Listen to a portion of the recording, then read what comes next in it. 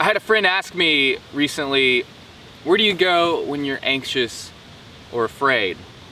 And we were having this discussion and that question popped up and I started to think about it for a second and I almost immediately answered, I think I go to the Atlanta airport. And that's a weird answer. When it was coming out of my mouth, I felt, this is kind of strange. Because the Atlanta airport is a place that's commonly associated with stress and anxiety and clamor and hurry and folks who are focused on their individual tasks to get from gate to gate, to make sure that they make their flight, to make sure that they make it to Cleveland or to Toledo, and I don't know why I'm naming only places in Ohio, but to get to where they're going. And I said the Atlanta airport because I was reminded of a story of when I was anxious, and that anxiety was alleviated by this minister of joy, by this person who I witnessed just living their life in such an incredible fashion.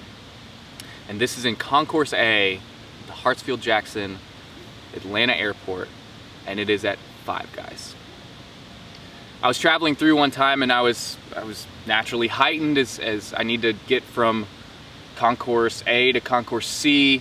I noticed that I had a 40-minute layover or so, and I noticed too that I was hungry. So I pulled out my phone, found a few places to eat. In Concourse A, there's a Five Guys next to a Chick-fil-A, which is incredible news. So I went there to assess the situation to see which one is gonna fit my schedule more, and then I'll decide what I'm gonna eat. And as I looked out over Five Guys, I noticed there's about 8 folks there. Looked out over Chick-fil-A, there's about 35. There's a no-brainer. I'm going Little Bacon Cheeseburger all the way. And as I'm looking at Five Guys, I'm immediately drawn to the person who's taking orders. He has the biggest smile I've ever seen on his face. Literally the biggest smile I've ever seen on his face. Not a theatrical smile, one of those smiles that when you see it, you know it's genuine and that it says, really glad you're here. Customer after customer after customer, he maintained this smile. I know that I'm supposed to go up, jump in line to order my Little Bacon Cheeseburger with everything that Five Guys has to offer on it, but I'm just kind of struck in this moment of, I just want to witness what's taking place here. And after most of the customers come through, he has somebody else come to the cash register to take orders, and he comes around the counter and he starts going from table to table to table. And he starts taking trash and picking up trays in a bus your own table scenario. He starts engaging with these customers again, saying, hope you have a great day, where are you headed? And once he's gone from table to table to table, he goes to the soda machine and he starts cleaning it off. I walked up and I ended up giving Anthony my order. His name's Anthony. And when I give him my order, I also just said, man, thank you so much for your positivity. I really brightened my day. And he turns around to his team and he says, compliments to the team. And his team turns around and yells, compliments to the chef. And this happens over and over and over again every single day at the Atlanta airport.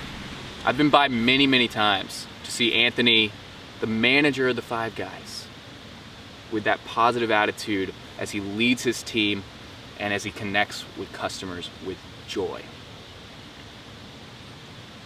In the Gospels, in Matthew 5, there's this turn of phrase that Jesus uses that I've always found interesting. He says, you've heard it said, an eye for an eye, but I say to you this, turn the other cheek.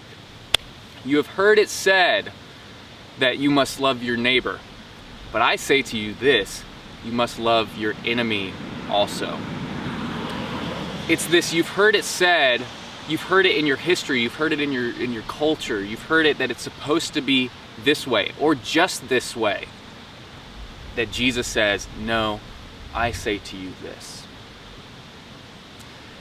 In the past few months and leading into this week, I have heard it said, and we've all heard it said, that it's going to be a little bit contentious, that the rhetoric, that the conversations that are happening in our media and in our national conversation aren't necessarily going to be kind. Well, guess what? There's another place that I've heard it said about, and that's the Atlanta airport. I've heard it said that it's an anxious place. I've heard it said that it's a place of clamor, of people out for themselves that are trying to get from gate to gate. And yet, I know Anthony. I know Anthony, this minister of joy, is out there on a daily basis with that same smile, leading his team and serving his team. Because when he gets a compliment, he says, "Compliments to the team." And they yell back, "Compliments to the chef." I'm gonna try to be like Anthony this week. That's gonna be my focus. That's gonna be my gate that I'm headed to. And my hope is that we can all, in our travels, in our daily travels, not just through the airport, that we can all take a breath and try to be like Anthony.